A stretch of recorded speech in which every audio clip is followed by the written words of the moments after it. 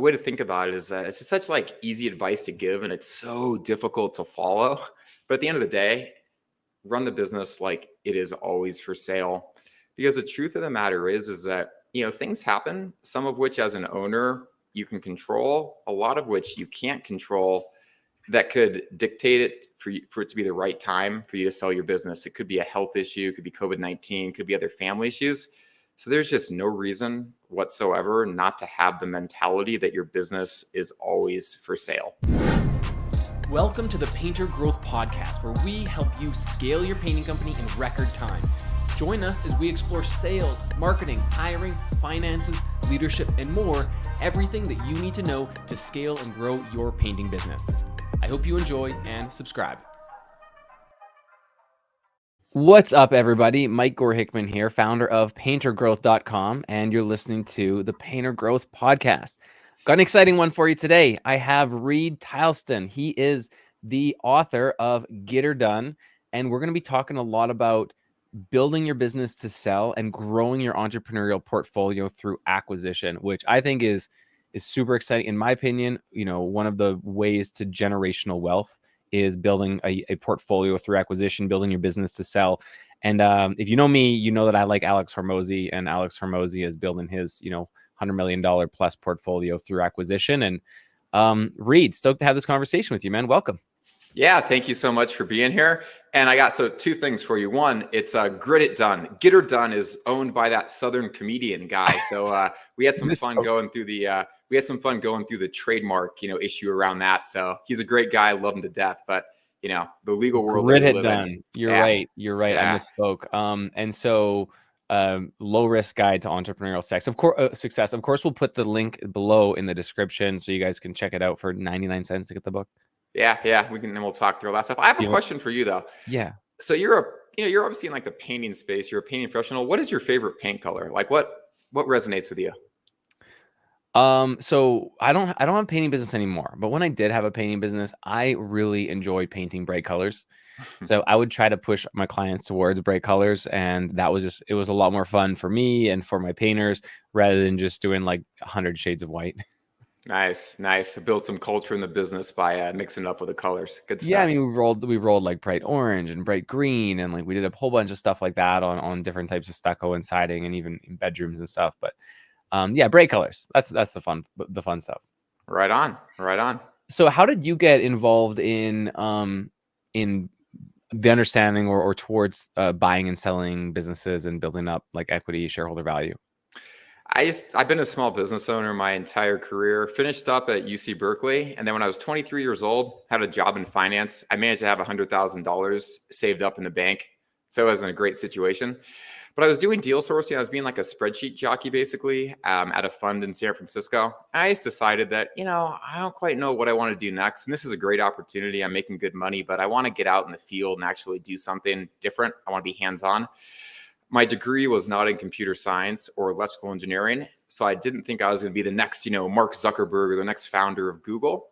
So I was out at a happy hour in San Francisco's second oldest pub, a place called the Old Ship Saloon. It's actually has a mast of a ship that sunk during the gold rush in 1851. So it's a really cool place. And I was out there with two private equity pros, and they're just kind of thinking about the next steps. They were looking at acquiring franchisors. During that diligence process, one concept they came across was Anytime Fitness. This is back in 2007.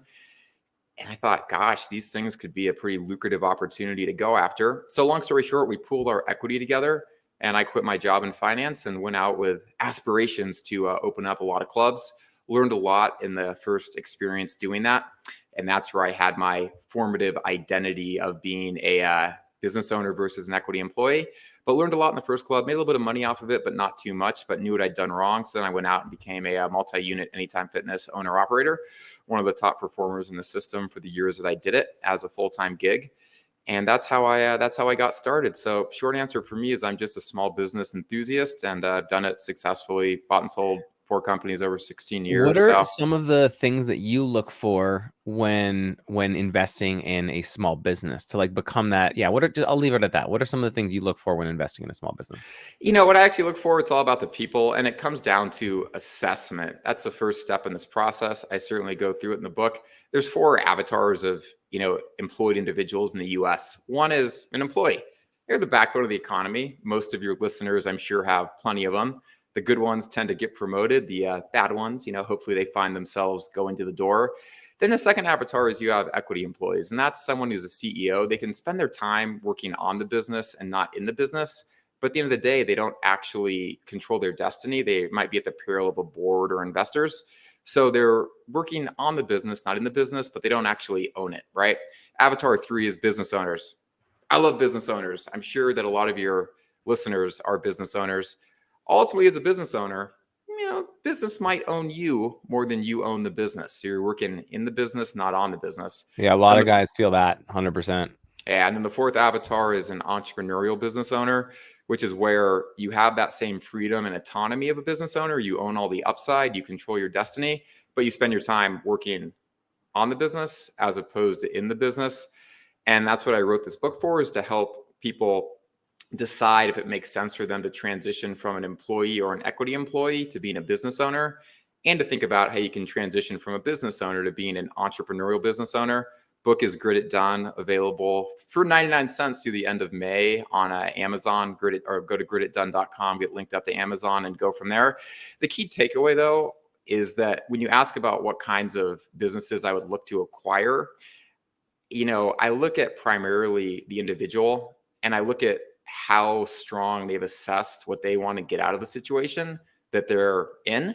And then those are the kind of people that I consider backing for acquisitions and everything like that. Because let's be clear, Mike, if you have a business that is doing like $1 million of EBITDA with fragmented customer base, recurring revenue in a good industry, et cetera, you and every private equity firm is going to want to go out and buy it, right? I mean, I'd want to go buy a business like that. I think that a critical part to this whole process is understanding, there's other opportunities out there, and I really look at the people side of it as being critical. Okay. So, I mean, getting a business, a painting business to that point where it's doing like $1 million of EBITDA, that's pretty, especially after owner's salary, that's a pretty high bar, right? The 99% of the guys listening are not at that point, and probably even have a hard time like imagining the business getting to that point. So when you're looking at a smaller business, say when, business doing less than $1 million EBITDA in a service-based business, what are some things that actually, first of all, like what would a typical EBITDA or profit multiplier look like in terms of the price of the business be? And what are some things that the business owner could do to make the business more valuable to an outside investor? Yeah, great question. So first and foremost, the way to think about it is that it's such like easy advice to give, and it's so difficult to follow. But at the end of the day, run the business like it is always for sale. Because the truth of the matter is that, things happen, some of which as an owner you can control, a lot of which you can't control, that could dictate it for it to be the right time for you to sell your business. It could be a health issue, it could be COVID-19, could be other family issues. So there's just no reason whatsoever not to have the mentality that your business is always for sale. And again, easier said than done, but it's just a mindset shift to start with that. My guidance is, get over your pride, get over like your sense of importance, make yourself useless in the business, and only get involved in it as you need to add value. So that's like starting point number one. I owned an industrial services business that does the dirty work that keeps the country running, grease trap pumping, kitchen exhaust cleaning, things like that, like the best kind of work, right? It's kind of stuff that makes the painters be like, oh, this is dirty work. And we did things like clean paint booths too at factories. So, things that your listeners can relate to. So a lot of good fun memories. I could share that. But ultimately, when I thought about the idea of working in the business versus on the business, I chose to actually spend a lot of time in the field. But I did that because it built the kind of grit it done culture that I wanted to, that the technicians knew that I could do this work. As the owner, I was willing to do this work. And when we wanted to make operational improvements, like taking the business from scheduling and pencil and paper to the cloud, I could empathize with what that change actually meant for the technicians And that obviously made things a lot more effective.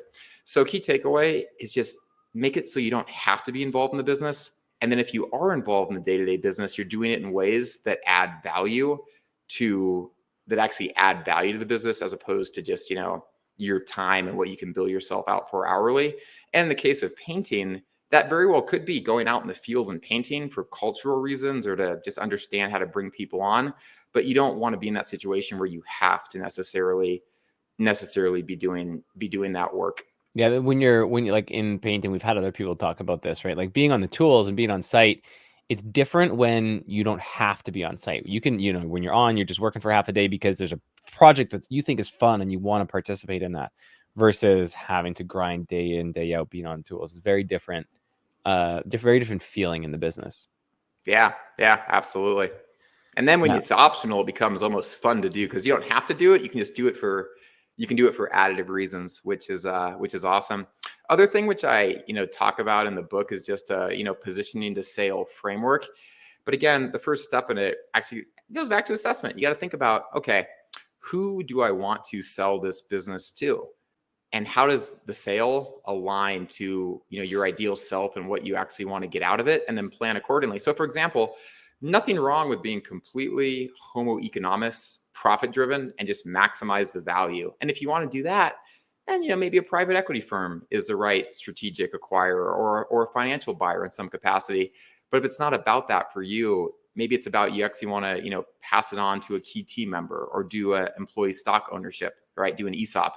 So know what you want to get out of the sale, and then position your business accordingly. Because these things don't happen overnight. It takes a lot of in the trenches, grueling work to be able to really make yourself absentee in the business, or where your presence is optional, and to make the changes to actually cultivate the right team to sell to something like an ESOP. But if you know what your end goal is, then you can just take baby steps every day, right? Eat an elephant one bite at a time and actually drive it there. One thing which is in the book to an extent, but I've more did the research for this afterwards, is that again, I've been business owner for a number of years and had a number of good successful exits. So now I kind of transition on to teaching people as an adjunct professor how to buy businesses and to an extent how to grow them. And also I do PhD level research. And the research that I did is actually about business owners' seller satisfaction and what differentiates the happy sellers, right, from the not happy sellers. Sorry, my arms are happy versus not happy there. Because when you own a business, okay, at least when I owned a business, I'm the most popular person in the room. People want to get jobs. They, want to buy the business. But then when the business sale's over, you're not quite as popular. So I want to survey business owners to know what differentiated the happy from the unhappy. And one critical part of it was taking vision-based action during the sales that aligned to those core values, thinking about, am I really in this for the money? Am I in this to pass it on to the next generation? Do I care about culture? Understand that, take the time to run towards it. And then that's where the real fulfillment in life comes from. There's two times in a painter's business when they're considering exiting. One is at retirement, right? And so at whatever time they're in right now, they're like, okay, by the time I get to retirement, I would love to exit this, because as entrepreneurs, we don't have 401ks or in Canada, we don't have like RRSPs. And then the other one is once revenue starts, to grow and we start bringing on some team, maybe bring on production manager, sales rep, maybe even a general manager. Now the business is like, oh, now it's feeling saleable. So like, what can I do to sell it, maybe before retirement? Now, the question I want to ask you is, I really liked when you said, make yourself useless in the business. I love that. Right. That's wonderful, wonderful technique for someone who feels stuck in the business, putting out fires all the time. What are some tactics or techniques they could employ to help become more useless in the business? Your previous guest hit on this. It's hit on in the book, and I cannot emphasize it enough, the power of peer groups. If you want to truly be absentee in the business, and this is something that, is a universal truth, supported by academic research, I think a lot of us can just relate to it. You got to surround yourself with people that you want to become like. So join a peer group of people that have made themselves absentee in their business. And just by being around them, right, whether you're meeting for like a monthly forum or a weekly meeting or something like that, then whether or not you actually want to, you're going to start to mimic their behaviors. You're going to become like them. And then by doing that, they're really going to save you from yourself. And by rule of osmosis, or whatever word you want to think about, you're going to end up becoming like them. And I see this happen countless times because they're going to push you on the real deep issues, some of which are going to be business. Some of them will probably be, emotional and around deeper issues there that's going to kind of mimic go into a psychiatrist to some extent. But then by osmosis, you're gonna probably start making decisions, the hard decisions, the painful things, right, that are ultimately going to lead you to that path. So be very thoughtful about the peer groups that you join. And by the way, there's a ton of different peer groups out there. I'm in a number of them, and I've been in ones where it totally fit, and I've been ones where it didn't. But take your time to choose the right one. Be very diligent about it. In the same way you'd be diligent about hiring a general manager, my guidance is be diligent about the right peer groups and join the ones where that fit completely makes sense. And my guidance on it too is don't worry about the money side of it. Some are going to be expensive, some are not going to be as expensive, but join the one that really resonates with you, because the changes that people can make in the right peer group can be game changers for the business, but also the relationships that can get cultivated in these containers. Mm-hmm. Life changing if done properly. So if you want to really do a change, right, of how you're operating the business, you got to surround yourself with people that are operating it in the way that you want to operate it. And not necessarily, it doesn't have to be all other painters. It can be industry wide, or it could be painters, but really think through that. Funny, I literally yesterday, I just got back from Austin at my own coach's company's mastermind. So there was like 45 other entrepreneurs, all doing, 7 figures or more. And they, all sorts of different industries. There weren't all just painting contractor business coaches, believe it or not. There are a lot of other industries. And I got to see the different challenges. I mean, business is business, right? So there was a guy there they're doing about $500,000 a month in different types of coaching sales. And the issues that they're running into with like product and fulfillment and delivery and removing the owner versus the challenges that I'm seeing at our level, they're all the same. It's just business.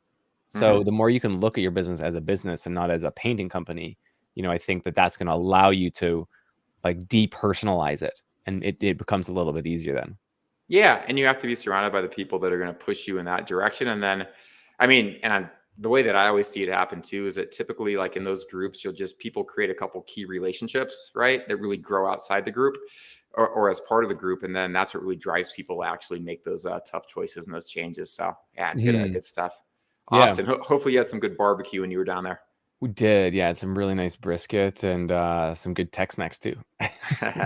Get fueled up and go out there and do some painting, baby. Love it. Yeah. So now when we're talking about like actual value of the business, what are some of the things that will determine a company's value in terms of like EBITDA multiplier, which, I mean, for those, like EBITDA is your earnings before interest and taxes, your multiplier on what the business is worth. What are some things that we could start doing now to increase what our business is worth to an investor? Yeah, first and foremost, understand who your investor is going to be, or understand who you want to sell to. Let's assume we want to sell to like a third party, either like a competitor or a parallel company, say offering something different, or a private equity, like one of those types of businesses. Yeah, absolutely. I'll definitely go through those. I will say though, just be very thoughtful when you're going through the process of think about who your buyer avatar is, because that will significantly change how you should position the business. So if you have that begin with the end in mind mentality, you will drive a lot more financial value and life value for yourself around it.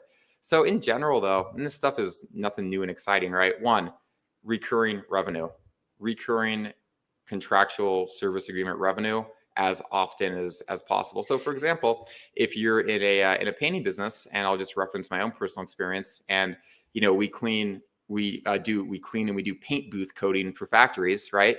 And we have to do it every 3 months for fire compliance. And as opposed to having and going out and saying, factory, I need you to give us a PO every 3 months that we negotiate on price on, and say, no, let's talk about how we can make this like a 5-year service agreement with, baked in price increases or baked in prices so that what your price is going to be. We can adequately staff it and plan for it. Let's switch from like the quarterly PO to a 5-year service agreement, so that a prospective buyer comes in, they're like, cool, I don't have to worry about this key customer that you've been servicing for 20 years just leaving because they're on a service agreement for 3 more years. So recurring revenue, service agreements, absolutely, absolutely critical.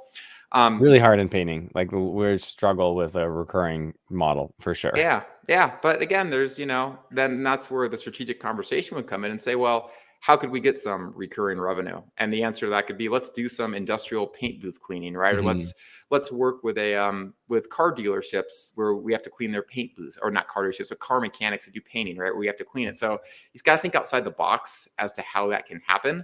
And oftentimes there's just unique creative ways to do it, or it could be an ancillary business to actual painting, right? But you want to think creatively about how you can make this business, have recurring repeat revenue. Another thing is fragmented customer base, right? You don't want to, be doing 80% of your business with one single customer, no matter how good the relationship is. So have that fragmented customer base, critical.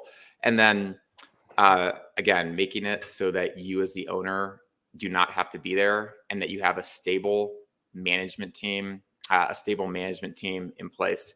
In addition, if you think about, what technology that you're using, if you're doing scheduling, in Google Docs, or Google Calendar or something like that, or you do even pen and paper, consider making your scheduling in a way that it could be explained to like your 6-year-old daughter or your 8-year-old niece about, hey, here's how we schedule jobs.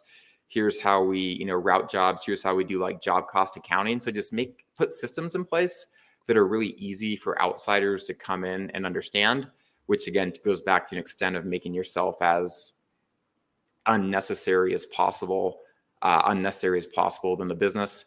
And those are a couple key starting points for it.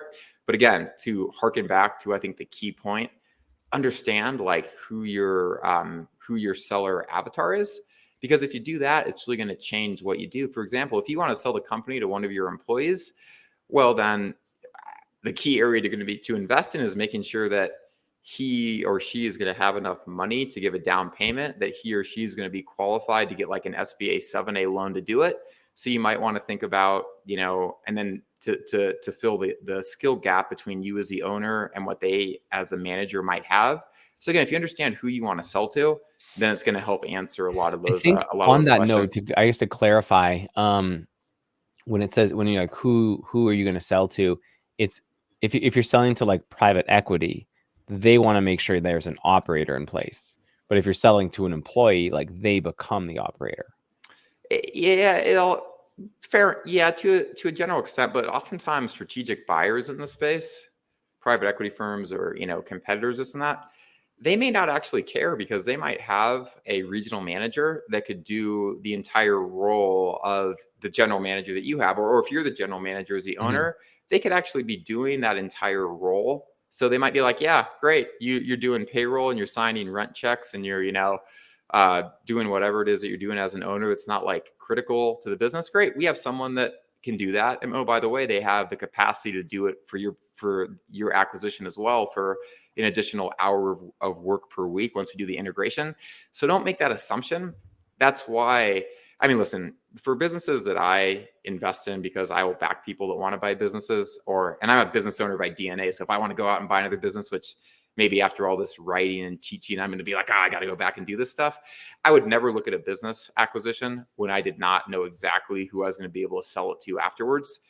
And it needs to be the same way when you're thinking about exiting. You should know exactly who you want to sell it to, what they're looking for, what they're not looking for, what they need, what they don't need. Do not tell yourself stories about what you think they need and don't need.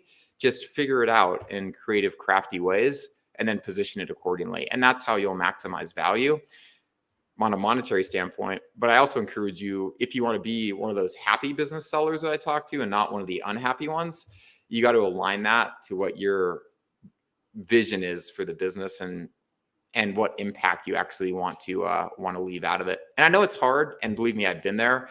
I know how hard it is to be in the trenches doing, dirty work, and actually work that's dirtier than painting on a day-to-day basis, and feeling like you're stuck there. And I've been there in a variety of contexts before. I know how hard it is to be there and then thinking about things like, like purpose and like what really matters just kind of sounds like all fluff. The process is not easy. it does not happen overnight. It takes like step-by-step, hard, intentional action. And listen, I judge myself and I judge operators around like every day, how much of what they're doing is exactly what they don't want to do exactly when they don't want to do it. That's what I think effectiveness is on like a business owner and a personal level. So if you're not where you are right now, like you can get to a better place. It's just gonna be a ton of work, but it can be done. And I think the critical part to it, which Mike, you hit on so well, because you were down in Austin, surround yourself with the right peer group. And that is what I see as being the differentiating factor between people that actually make that transition from business owner to what I'll call an entrepreneurial business owner to those that don't. And if, by the way, you want to stay as a business owner, hey, it is like a fantastic life. I got nothing against it. I've done it for a long time. It's like great. It's fun to just be a business owner. It can be a great it can life. be. It can be awful as well. It can be. if you don't do some of these things that you said, like having, any sort of management, not even a management team, but someone else who like can also take some stress off your shoulders, and having some simple systems, and like not having to be the only one to put out all the fires. Like those little things can make your life a lot easier as a business owner. If you don't have those things, it can be terrible. It can be terrible, but what's really interesting is, and I can talk about the academic research that backs this stuff up, but if you look at some of like the really intricate, cool studies that have been done to like look at people that are self-employed versus those that are not self-employed, you can make some pretty interesting generalizations that people that are and I won't go to the details, but people that are self-employed, kind of independent of anything else, are actually happier than those, get more fulfillment than those that are not employed. And it's kind of funny because one of the seminal studies that like people can cite to prove this had one of the best natural experiments of all time. And that was the falling down of the Berlin Wall and the collapse of the USSR, because East Germany all of a sudden, and West Germany were now together. So people got to experience self-employment for the first time in East Germany. And there's some really interesting like data that kind of came out of that to set the groundwork for some cool studies on it. So I think it's important for people that are stuck in the trenches though, and kind of doing those hard things and not living maybe the life that they want to. Still actually not a bad life. I mean, the studies show it's still kind of potentially a better existence than what it's like on the other side. And people, by the way, that leave working at, leave a job of employment and go to self-employed, making that switch drives more happiness on average than going from being self-employed to going to work for a company. So there's really interesting stuff around that. Anyways, I'm just a small business owner enthusiast at my core. But yeah, for me, I'll be crystal clear. Being an entrepreneurial business owner, working on the business and not in the business, I think is a better lifestyle. But I think it's important for people that are business owners to also appreciate what they have as well, even though it may not be perfect for them. Have you heard how Alex Hormozy describes working in the business, working on the business, and then working over the business? No, walk me through. So working in the business, obviously you're pushing paint, you're moving around tools, you're talking to customers. Working on the business, you're writing SOPs, you're having meetings with your leadership team, you're creating new marketing initiatives, like you're doing things like that are actively building the business. Working over the business is the restructuring and like coaching CEOs to like make huge impacts. So if you're like placing a CEO into a business that who is then going to fulfill on your vision or like help even create their vision, that's working over top of business. So if you think of like a portfolio manager, someone who's managing like dozens of businesses, they're not creating marketing initiatives for each individual business. They're finding those key leaders and placing them in the business from over top. Yeah, no, it's absolutely fantastic 3-tiered framework to think about. It kind of takes like the binary one and, adds a good third layer to it. So yeah, that's absolutely a great framework. I'm peanut brain, so I just think about it as like the two terms, because I just can't, I can't digest all three, but nah, he's like hit the nail on the head with that. And I think it's just critical to, as individuals think through those things. And again, it goes to the peer group thing too, just whatever like model makes sense to you, whatever resonates with you, and whatever you're like, yeah, I get like fired up and excited to follow this framework, like do that, because there's like so many cool people out there, like so many smart people out there and experienced people out there that have been really successful in this space, thinking through this stuff. You just got to find that one that just like gets you to that 10 out of 10 inspiration to go out there and actually make those tough changes. It's almost like finding the same thing in like a romantic partner or a best friend. It's like when you find that link, you just like, it does it like that. So yeah. So in your, you might talk about this in your book, but like, do you have like a minimum revenue or profit size that you'd recommend people get to before they start thinking about this type of stuff? No, I don't. I think that it's just, again, it's about, it starts with the assessment. It's like thinking about two things, right? One, always have your business ready for sale. You never know when an attractive offer might come. You never know when your life is going to change for reasons you can control or you can't control. So just always have your business for sale. Because there's a lot of people that want to buy. There's a lot of businesses for sale right now. The demographic trends of the silver tsunami are certainly dictating that. But there's also a ton of buyers out there. But I think business owners can get surprised sometimes by when and where and to what amount offers come from. So always have your business ready for sale. Easier said than done, but the sooner you start in that process, the better. Because the amount that your business will be worth, it's not complex. Have clean books, right? Do some of the things that we talked about earlier. And all these things are outlined in the book. And by the way, in the book too, it's not me giving advice about how to do things. I've actually done all the things that I give advice for. So it's like, I get it, right? I've been there. I know how hard it is. But yeah, it's never too early to start thinking about having your business for So sale. when you mean like cleaning things up to get it ready for business for sale, this is when you're talking about like creating some of those simple systems, cleaning up your books, maybe like potentially bringing on some sort of management team or manager to make yourself a little bit more useless in the business, like just those types of things. Yeah, that basic blocking and tackling. What I was referring to in particular was the financials. I mean, and listen, we all know that as small business owners, there's just creative ways to, think about taxes and this and that. If you want to take money out of the business and how you philosophically think about how much money the U.S. government should get from you. So, I'm pretty black and white. I pay my taxes. I'm very clean in how I run things. I know business owners that are on all sides of those spectrum. So you have a principled choice to make.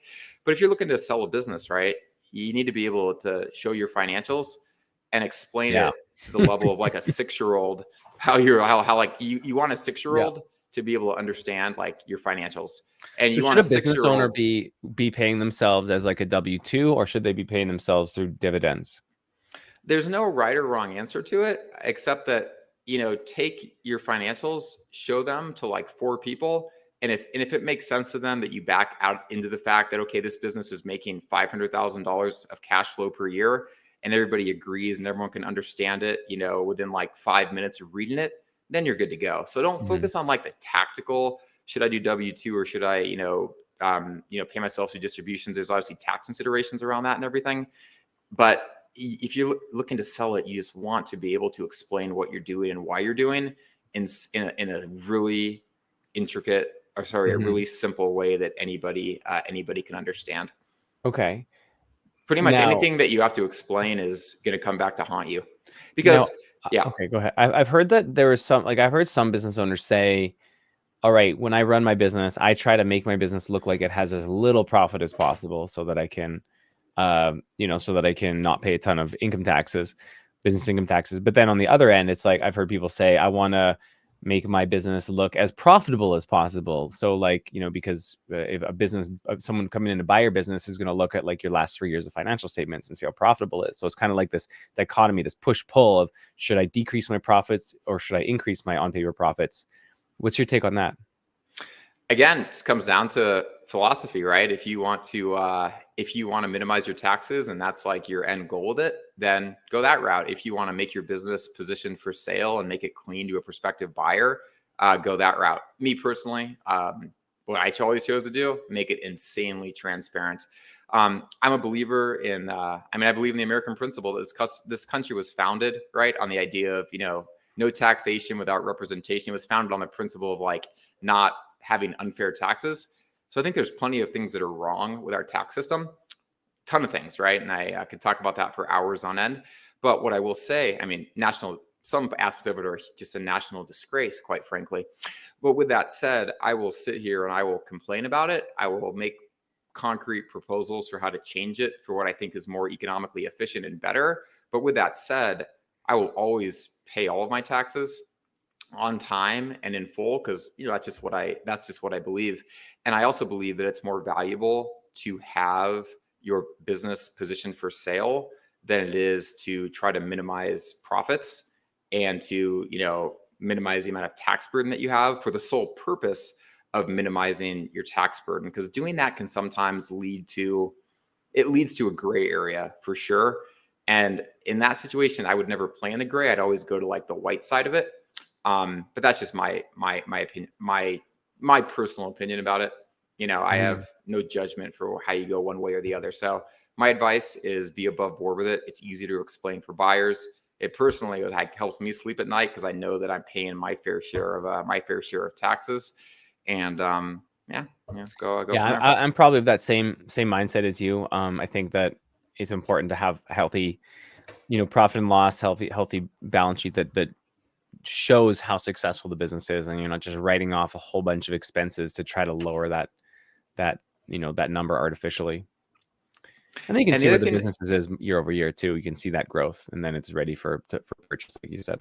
Yeah, and you hit on the other key theme too, is that consistency matters as well. So if you're doing one thing one way and you make a change, it just makes it so hard to analyze the business, right? So whatever method you decide on, just decide on it, stick with it, and be able to say, yeah, I've been doing it this way for 10 years. Like, here's the reasons why.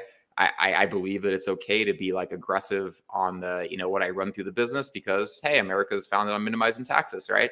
And just be consistent with it so you can compare it for 1 year, 3 years, 5 years. I mean, the best businesses, by the way, that I like investing in, or I like looking at acquisitions for, I love going so deep and getting dirty in the diligence. I tell a story of the industrial services firm in the book. I mean, I literally went through every monthly transaction the business had. I bought it in 2019 from 2007. I looked at every single transaction from 2007 to analyze the repeat rate, the average customer tenure, all that good stuff. And having access to that data and the seller being able to provide it just helped develop. It helped me trust him, quite frankly, because as a buyer, it takes time to develop trust with a seller. As a seller, it takes time to develop trust with a buyer. Like, why should I trust this Mike person? Why should I trust this Reid person, right?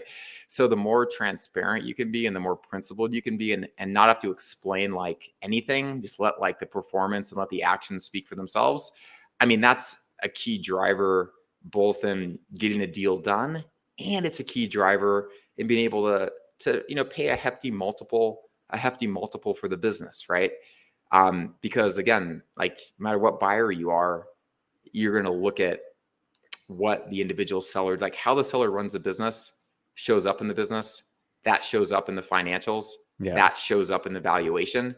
And these things are not just always like black and white tactical, they are about kind of the values that individual owners use to run the business. So that's why the critical part of it just comes back to assessment, the self-assessment, the understanding of what you want to get out of it, both with operating and with exiting, and then work back from there. And that's how you can end up in that. Do you still own that industrial services company? No, I sold it to I go into the details of it in the book, but I sold it to a private equity backed strategic in May of 2022. Okay. Fantastic exit for me. Yeah, what I'm doing these days. Can you share like numbers on like how that deal was, like in terms of profitability for you? Yeah, not like all the details of it, but I will just like share it because of non-disclosure agreements with the seller. But I will just I will say this, like, that business, the metric I care about as a individual business owner is that I can tell you what my after tax net worth was in the bank before I bought that industrial services business, and I will tell you that it was over 10 times greater after I sold the industrial services business. And that, country does not need people that are not working, right? And I will work the rest of my life, and I like working and all that good stuff. But it's definitely an exit where, like, working is optional for me. And that's why I'm doing fun passion projects like teaching as an adjunct professor. That's why I wrote this book, because, the core thing is that it helps business owners become entrepreneurial business owners, but it also is like a step-by-step guide for individuals that want to make that transition into becoming a business owner from a different, from an employee or an equity employee position. And there's a lot of great options, whether you want to get an MBA or go to a weekend course, or a lot of great ways to do that route. But I was like, hey, I just want to write a book, sell it for 99 cents through the end of May, so that as people kind of navigate through this process, it's like a good, cost-effective, efficient first step to go as they either figure out, hey, is this business ownership thing a good path for me?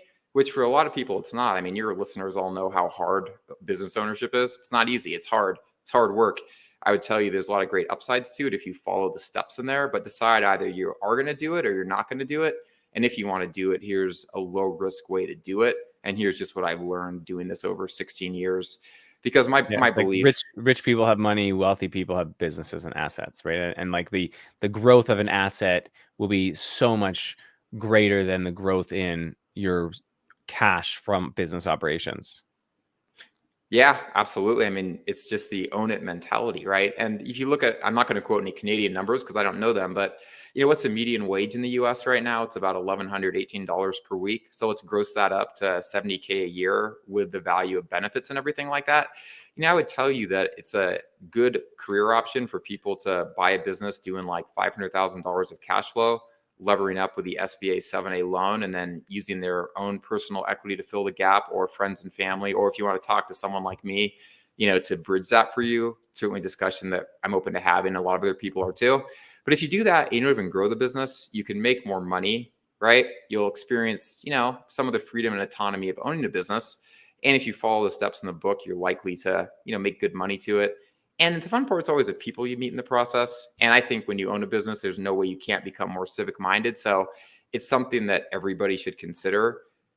And also, there's just such good demographic trends now with business owners, like many of your listeners retiring because of the, they're getting old and this and that, and they have to figure out what their next steps are. So it's just a good step for anybody to consider going down. So that's what kind of drives me these days. So Yeah, yeah, no, I definitely see that. Actually, we had a speaker at our mastermind just the other day in Austin who talked about that and growing a portfolio through acquisition. And there's absolutely merit in that business model. Now, what do you go through in your book? Do you want to just give us a quick little synopsis of what someone can expect? Yeah, just 9-step process for how to become an entrepreneurial business owner. Frameworks that I've used over the years personally, and that I apply to investments and ones that I'm involved in. Mixed in with all the fun anecdotes of what it's actually like to run a business. So that's The a good high and the level bad, I for it. hope. What's up? The good and the bad, I hope. Yeah, because there's great literature in this space. Like Buy and Build's a great book. The HBR book, Harvard Business Review book on this stuff is fantastic. I just looked at it and I was like, yeah, cool. I've been successful doing this. Like, I just want to add to the literature. But I think that, one area which I saw was like a nice gap to fill is like actually kind of tell people, here's what it sounds like in a framework. Here's what it sounds like in theory. But here's what it's actually really like to do. And so I kind of share my personal anecdotes, and I get, reasonably vulnerable around it so that, people that are looking at going down the path have like a clear picture of what it's like, the good, the bad, everything in between. And for like current business owners out there that are in that business owner role and, want to transition to that, what I'll call EBO role, entrepreneurial business owner role, you can kind of just like see how I did it and see what worked for me. And, if it works for you, great. If it doesn't work for you, great. But it's just kind of some cool, fun experience shares in there as well. Yeah. Mike, I'm just like a small business enthusiast at my core. I've done it since I was like 23 years old because I was blessed to, work in finance and have that money at that point in my life. And I've just been kind of into it nonstop since. And, I've done it in the field. Now I'm teaching it, experience sharing with it, investing in it, doing like a ton of research on it. So yeah, it's exciting time. Yeah, so. I think the painting industry is rife for this type of disruption. There's even some private equity coming into painting these days.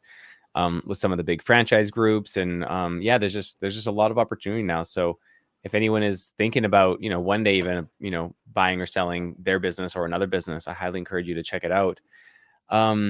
If someone wants to just get a hold of you personally, Reid, how do they do that? Just grititdone.com. You can put your information in there and then get access to all the tools I put in the book.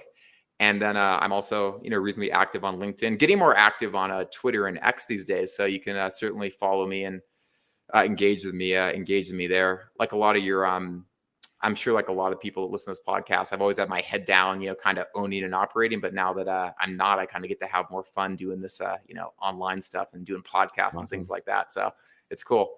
Yeah, it's a lot of fun. And I'm stoked that I started this podcast because I get to meet sweet people like you. So, hey, Reid, thanks for coming on today, man. I'm going to put the link to your book below this. So whatever you're listening or watching this on, the link is going to be below. 99 cents until the end of May. And Yep. Go get it done. Go get it done. Go check it out. Go. Awesome. Thank you so much, Mike. I appreciate it. Thanks for coming on, man. Thanks for listening to the Painter Growth Podcast. If you want to grow your painting business, go to www.paintergrowth.com or click on the top link in the description. Talk soon.